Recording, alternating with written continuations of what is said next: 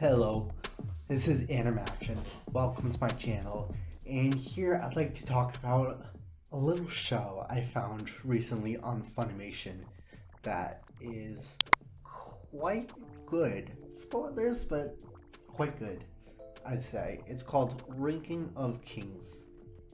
Now, it's not your typical show. It's formatted in... it's different. Well, that's a good thing, right? I mean, we're looking for something that gives us this something that feels different, that engenders some kind of awe, of fantasy, which we all love, right? And this does that really, really well. Unfortunately, I think it goes a little too far under the radar. But hopefully I could get some people to watch more of it. And I've been recommending it so much to people. Now, let's go into this story. This is a story about Prince Boji, he's the prince of this kingdom, and one day he's supposed to become king. Now that is someday, we don't know yet. He's still a kid. That's not the point. The point is, he's too much of a kid, and for his age, we don't really know what his age is, but he's old enough that he should be able to hold a little dagger and not drop it, but he drops it. And anything else heavy. He's just so weak. He can't hold himself up straight. He can't even go get a bucket of water to go for washing or something like that. It's too much for him. He's too weak, which is a big problem for someone who wants to become king. Like king, not some servant or scholar or this or that. King. They want to see power. And here's one more thing. He can't speak. He is dumb by the literal meaning of the word. He cannot speak. The most he goes is,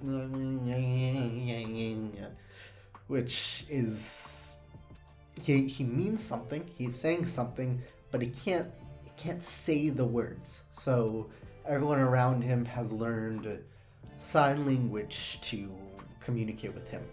But these are two things that will make it very difficult for him to be seen as anything but a little child who has to be taken care of. Now, Boji wants to become king, and he wants to prove himself, but how can he do that when he's just so weak? And that's the beauty of the story. It's a story that shows how willpower and friendship can help you achieve anything that you put your mindset to. Anything. No matter how weak you are, no matter how terrible you are communicating, you can find a way, and Boji does. Now, this other aspect, which I think was a beautiful choice, is it gives this, the aesthetic of the show is like a fairy tale. It feels like I'm listening to a King Arthur story, honestly.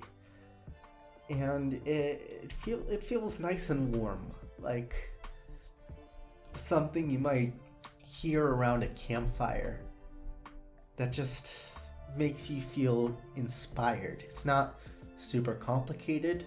The premise is pretty black and white, but it makes you feel like, I feel like I can achieve something after watching this. It's a bit of a simple explanation, but it feels good in a way that only fairy tales can make you feel. Like the wonder and awe of the world is something within your grasp, and if you just reach out your hand, it's there. And that's what I love about this story. It takes a simple art style and gives you everything that is hidden within the simplicity, the complexity hidden within the simplicity, which I think is a theme here. Now, Boji as a character is, well, let's go with the simple with complexity is hidden inside. He is weak. He can't speak He is a child. He is underestimated at every turn. Even the people who are supposed to, by every means, believe in him, do not believe in him. And it's quite heartbreaking to watch. It tugs at your heartstrings. And it's sad, but it feels good to feel sad, you know what I mean? Anyway, he may be weak, but he is strong-willed and he wants to become king. He's not just pushing himself over, letting other people do things for him. He's trying. He just can't do that.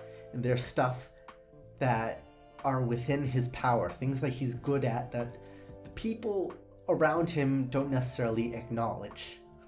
For example, his teacher, his swordsmanship teacher, sword teacher, whatever it's called.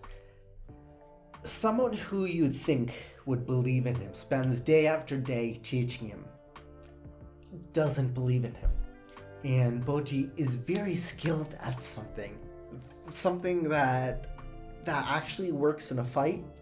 Maybe not to the same extent as being able to hit someone, but he is good at evading and dodging, which the teacher thinks is cowardly and doesn't befit a king. Well, fuck him.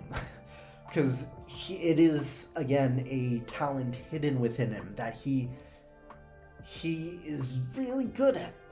And people around him just can't see that. And it's very sad. Because the audience, it is obvious to the audience, he has potential. Just work on this. Take this thing that he's really good at and go with it, but they don't. And it feels like a gem that's been tossed away because it may be a little dusty. But if you just move away, blow off some dust, it'll shine. If you want it to shine so badly. Now let me get to the second part that I think is the only way to make the story better. Kage, the shadow, the friend, the supporting character that takes the simple character Boji and creates a dynamic between the two of them that turns the story from a campfire story, which was amazing to begin with, to something that speaks to the lonely piece in our heart, the piece that wants friendship, the piece where we see how his teacher doesn't believe in him, we see how a lot of other people in his life do not believe in him. And then this one person, this one unlikely thing, not even human, I don't think, Kage, a little shadow, believes in him. And it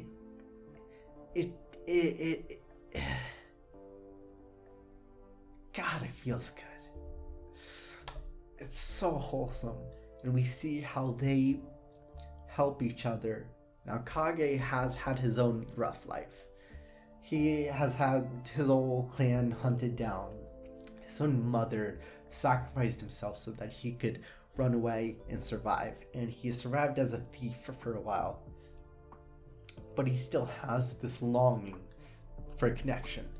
And that's when he finds Boji. Now, Boji can't speak.